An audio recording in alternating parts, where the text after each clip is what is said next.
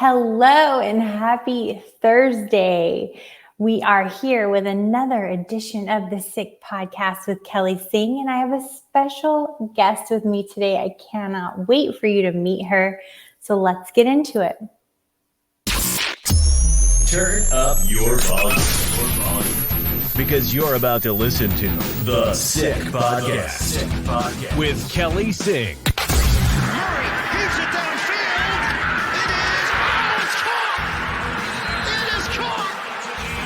DeAndre Hopkins. Miraculous. It's Murray magic. The sickest Arizona Cardinals podcast. It's gonna be sick. Welcome. It is going to be sick. And even though we have the most minute chances of the Arizona Cardinals really performing any better as the season closes out, we do want to celebrate each individual win. If you listened last week, or if you haven't listened last week, we discussed Zach Ertz and Julie Ertz being nominated for the Walter Payton Man of the Year. That was super exciting. So be sure to go and check out our other episode from this week. Today, I am bringing in a friend and a co-host and another woman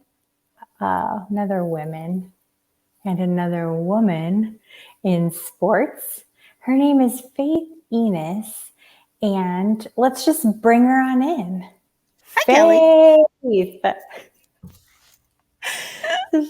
is my counterpart. She is the co-founder of Women of Fantasy Football. You can find them on Twitter at women_of_FF. Good job. Right? Mm-hmm. Yes. I mess it up every time I am discussing the movement. Now, I am not your co-founder, but I am your co-host. Why don't we just take some time to talk about Women of Fantasy Football, how it began, what it is, how people can support it, all that jazz. Yes. So, Women of Fantasy Football began in 2020. And it started because of something that happened in kind of the fantasy sports world regarding a well-known podcast host and analyst and his interactions and reactions toward a woman, not necessarily in this space, but just in general. And so our friend Josh Hudson, who has been on this podcast with you, came to me and said, hey, this is disgusting. Here's what I want to do. And basically, Women of Fantasy Football, or WAF as it's affectionately known, started as a movement to introduce women in sports to the world, because sports and fantasy sports in general, for a long time, have been considered and thought of as a boys' club. Women don't belong, women have no place. And so we kind of wanted to flip the script and just show the world that no, women do belong in sports. Women do have a place. They know what they're talking about. And that what's between your legs doesn't matter. It's what's between your ears. It's the knowledge that you hold. That's so true. What if you hold knowledge between your legs? I guess that would be awkward. How would you hold knowledge between your legs, though? Unless you're holding a dictionary between your knees as some sort of like leg strengthening exercise. I have no clue. I don't either. I don't know where that came from, but it was funny. Grab my coffee. Funny. I think I want to make Josh try to hold a dictionary between his knees. Why not? Why not? Exactly. So, yes. And in August, sometimes a week prior or a week after, depending on what the schedule looks like, Women of Fantasy Football has a podcast every single week highlighting a woman in sports, whether it's a huge position that she holds at a huge network or a smaller position such as myself or yourself. Just to bring people up to speed, Faith is not typically in front of the camera. She is a behind the scenes gal. She does a lot of editing in the fantasy space and helps keep us in line in Women of Fantasy Football, which is sponsored by Club Fantasy, which is another group within our community. So that's what we do in August. We have these amazing interviews. We raise funds. This last year, the funds went to a scholarship.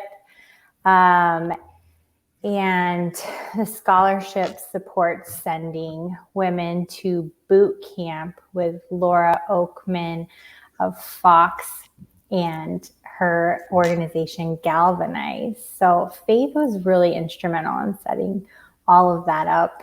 Just wanted to throw that out there. Thanks. And I love co-hosting with Faith. I think this was our first season together. Last season, there was another co-host who has a very busy schedule. And I'm like, hey, you know what? I would love to do it. And Women of Fantasy Football was my sponsor to the NFL draft. So I've mentioned Women of Fantasy Football on the podcast several times because I am so proud to be part of the organization that you put together. So thank you. You're welcome. Thanks for being a part of it. I love it. Now let's talk some football.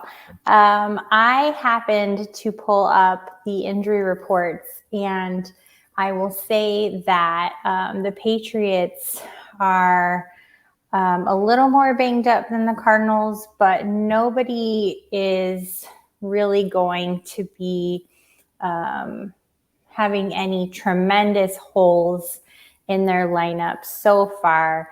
I mean, Jacoby Myers had been questionable for a head injury, but he's not on this week's injury report as of Monday's release, at least. So Jacoby Myers will be back for the Patriots. Damian Harris was listed as questionable for a thigh injury, and Jalen Mills, cornerback, with a groin injury. But the groin injuries seem to be like really rough. Like Rondale Moore on the Cardinals has had groin injuries on and off all season. But who knows? Damian Harris, it's not listed as a, what do you call that? Hamstring. It just says thigh. What, have you heard anything about any major injuries with your team, the Patriots, Faith? I have not. I edited an injury article earlier this week and didn't see anything majorly concerning. And I haven't heard anything majorly concerning either. The only thing concerning is our entire team and their inability to be good. So, you know what? I can relate. I can feel that. With the Cardinals, there's actually only one injury, and that was last listed Sunday. I know I read off a whole bunch of questionables earlier this week, and some are still questionable, but we know they do that right up until game time. But we're only looking at one, which is Alex Ellis, tight end. And I don't think that's a big deal because we don't utilize Alex Ellis much at all. Rondale Moore, groin injury, was questionable last week. I would expect to see Rondale Moore playing in this game. We get some Monday Night Football action. That's pretty exciting. Do you? is it though? Is it though? Is it though? There's only one game that everybody's focusing on. That is true. Is it though? But I think that's where the fun of fantasy football comes into play, because even if the game itself is not super exciting, the individual players end up being what we focus on. I do, at least. Let's talk about fantasy football in general, your love of the Patriots.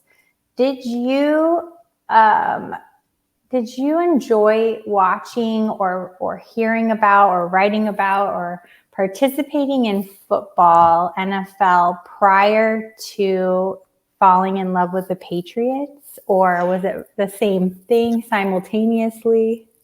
So, being a Patriots fan and enjoying football were simultaneous. They were one and the same for me. My dad is from Connecticut. My grandparents are from Connecticut. So, growing up, Dad was a Patriots fan. So, that's who we watched. That's who we rooted for. And so, that's how a lot of fandoms are born, is from tradition. And so, that's how I became a football fan and a Patriots fan. And it wasn't until probably 5 years ago now, maybe 4, that I really started playing fantasy football. Yeah. I think your story, is very similar, like tradition, like you said, especially for girls. I think it's our dads that get us into it. For my girls, they're probably going to look back and say, our mom got us interested in sports betting, fantasy football. And I love that. I love that that's going to be the narrative for them. And even with Women of Fantasy Football, we do a lot with young girls now, especially this year. Last season, I don't think it was an official league, but I played with Rowan and Maisie, 2 7-year-old girls that belong to Dave Fantasy in the fantasy community. And he was like, somebody please play with my girls. And I'm like, okay, I will. Were you in that league last year? I wasn't in that league last year, but I remember why we started the dueling league this year. That was part of it this year, because they wanted a place to play. And then some other parents had approached us.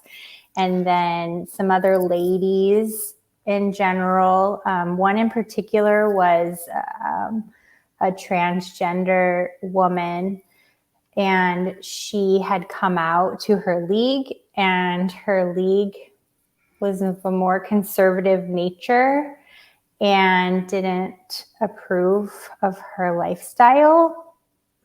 And so, unfortunately, she felt like she couldn't stay and play. And so our leagues are made up of women, and I won't say gender because of the specific situation. They're made up of women and people who identify as women and young girls, and it's a safe place for them to play fantasy football, to learn about fantasy football, to ask questions without judgment. So I love that we did that. It was crazy and difficult. Well, our Women of Fantasy Football leagues this year are what we call we call it the Sneaky Syndicate. Is that what it was? The Sneaky Syndicate. Yes. So we have 2 leagues. There's the Rowan and the Maisie League. What happened was, I don't know if you remember this or if you knew this, Rowan and Maisie were actually in an all-female league. Yes. But then when the commissioner found out that they were 7, they basically got kicked out for being 7 years old. Yes. That's right. That did happen too. And that's just silly. Which I get it. If I think about my 7-year-old niece playing fantasy football, it's laughable because she couldn't even tell you who a quarterback is. But that's not these two. Right. Exactly. That's not Rowan and Maisie. They've been playing. They said they've been playing since they were 3, which I think is funny. But I would say they were probably like 5 when they really started. And that's when I started engaging with them as well. So imagine a kindergartner that just loves watching football. And then the sneaky, we now have a little show, Women of Fantasy Football, sponsored and produced by Club Fantasy, called the Sneaky Flex, which thank you for filling in for me last week. Oh my gosh, Kelly. Thanks for that. Thanks for the heads up in the warning. The Sneaky Flex, everyone who's listening, takes place at 6:30 p.m. Eastern on the Club Fantasy YouTube. It's just a 15-minute show. But wow, is it ever entertaining, because 7-year-olds giving you their football opinions. Also, the 7-year-olds who like to read every comment that comes in, including an attempted reading of the ever classic YouTube bots, and things that 7-year-olds should not be reading out loud. Oh no! Oh yeah. Josh and I were like, no, that's a first. That. Well, I will say that that show came about because of shows like the Sick podcast with Kelly Singh.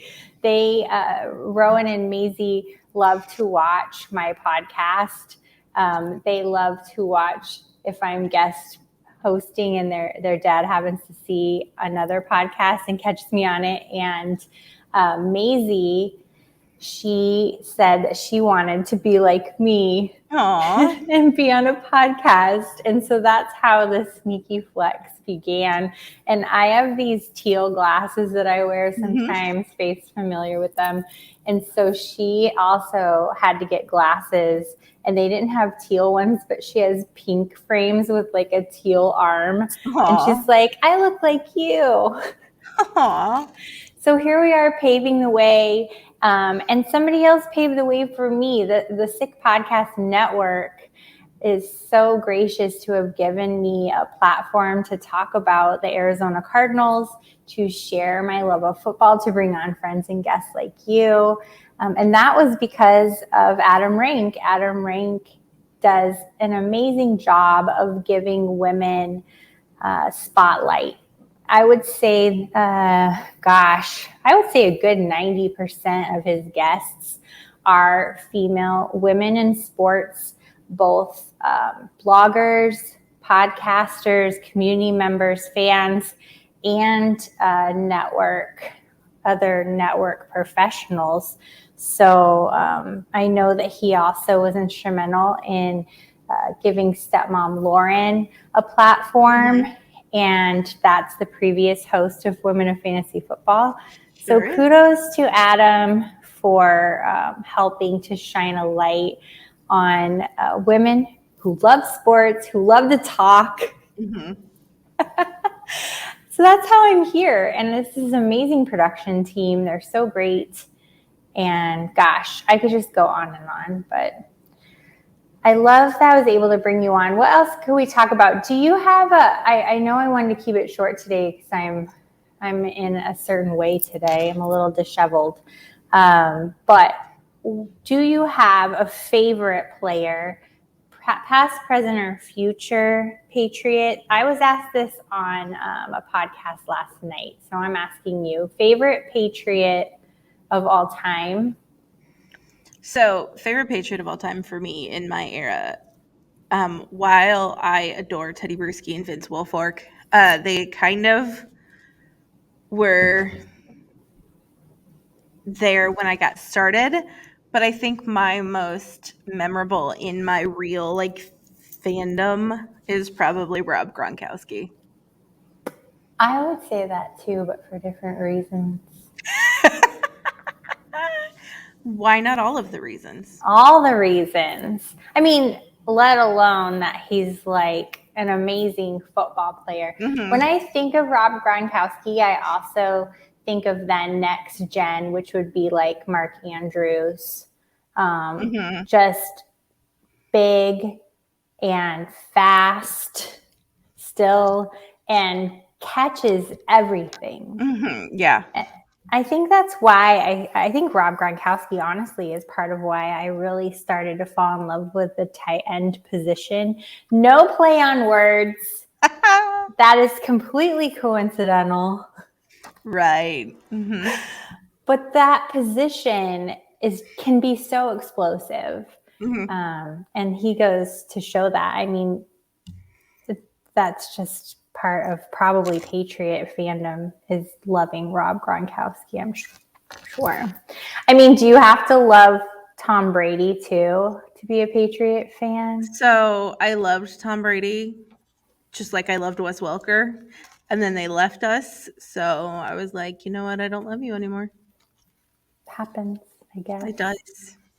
It does. It was especially more hurtful with Tom Brady because after he left New England, he then went to Tampa and won a ring. And I was like, no. No spreading the love. Nope. Man, I tried to be yeah. happy for him, but I couldn't. Just couldn't do it. I don't blame you. I think the Patriots are a team that people love to hate. I never really understood that very much. But that's probably because I've played so much fantasy football throughout my life is I just love the game and I love the players and I love just the sport in general.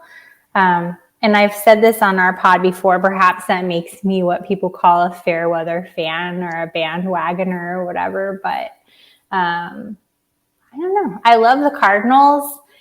They're hard to watch sometimes. When I was asked who my favorite Cardinal was, of course, my favorite Cardinal would be Larry Fitzgerald. I think Larry Fitzgerald is everybody's favorite Cardinal, if not so many people's favorite football player. He's just a light in the community, a light in the world. He does so much for people and communities. And not only that, he's a heck of a football player. That's an added bonus. Yes. So Larry Fitzgerald aside, I went ahead and I said, you know what? I love me some DeAndre Hopkins. I could go way back. I mean, we have like so many other Cardinals that I could talk about. But when I think about the Cardinals, all I can think about is DeAndre Hopkins and how much he deserves a championship. And come at me if you want with, oh, he's a drug user, he uses performance enhancement. I am not getting into that because I do not believe that he uses performance enhancing drugs. We can discuss that in another show of how this happened. But DeAndre Hopkins is, even Belichick said he's uncoverable. Even when you think you have him covered, he's not covered. He catches everything. He's fast. He's not the fastest, but yeah, DeAndre Hopkins. It's good. I like it. It's going to be a good game, I think, despite the messiness of both teams. That's probably what's going to make it a good game. Yeah. So it's hard. Messiness is fun. I get bothered a lot. No, that's not the right word. I get teased a lot because I was a Patriots fan in the reign of greatness. And so going from that to what we have now, I feel better about Mac Jones than when we had Cam Newton as quarterback. But it's just to go from everything to then nothing. I don't like it. I think that needs to be like a clip for this show. To go from everything to nothing. I don't like it. That's definitely got to be a soundbite. I don't like it. I don't like it. Or as I commonly also say, no me gusta. It's, you know what? You were spoiled for sure as a Patriots fan, for sure. Lots of wins, lots of winning, and then, yeah, I can't necessarily say the same. The Cardinals are a fun team. They're fun to cheer for. It's full of plenty of ups and downs. one day I'm going to be like, yes, we did it.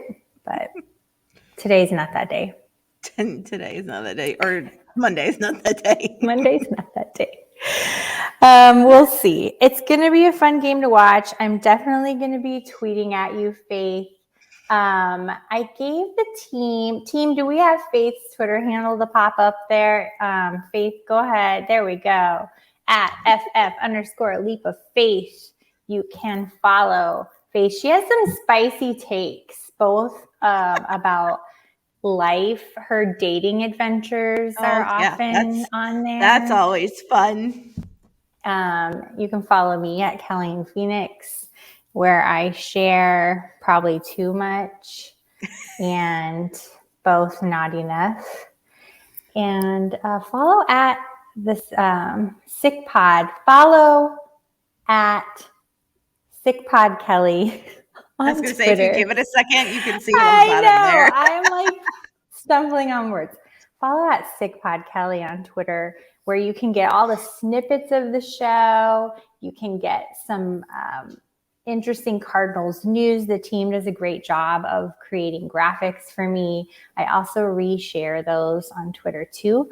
If you have any critiques, if you have any input, you want to share the show, go for it. I love when that happens. So yeah, let's have a conversation. Let's talk about it. Patriots, Cardinals, come on. Face like, do we have to talk about it though? So I am one of those people that depending on how the game is going, I either A, don't want to talk about it, or B, am probably not watching it. That's true. If it's not worth watching, you're like, boop. The last several Super Bowls that the Patriots played in, I didn't watch until the third quarter. I mean, that's when the fun stuff happens. Oh, agreed. But also I'm one of those people that if they're losing, so the Falcons Super Bowl, the Patriots Falcons Super Bowl, the 28-3, all of that, I'll keep track on my phone and I'm like, they're getting their butts kicked. Why would I want to put myself through this? Because I get too into the game and I'm like, I get stressed out by it. I'm like, I can't change the outcome. Whatever happens, my life tomorrow will not be any different. Why am I stressing over this? So instead, I'll watch some like true crime murder mystery. And then tune back in later and see what's going on. Check in on the score. And then if it's close, I'll start watching again. Fair enough. Call me a fair weather fan. But you know how some people do really great with like schoolwork and homework, but when it comes to taking tests, they're terrible? Yes. I'm like that, but with like playoff games. I like it. That's a very good analogy. Well, Faith, thank you so much for coming on today. It's always a pleasure to spend time with you. Again, you can follow Faith on Twitter, follow me on Twitter, follow the pod on Twitter, or don't. But I hope that you continue tuning in. Thank you so much for watching and listening, because if it wasn't for you, I'd have less people listening because I'd still probably be doing this anyway. Have a great week, my friends. I will catch you next week. Bye. And that's a wrap. Hope you don't miss us too much until next time. Follow the Sick Podcast with Kelly Singh on YouTube, Instagram, Facebook, Google Play, and Apple Podcasts.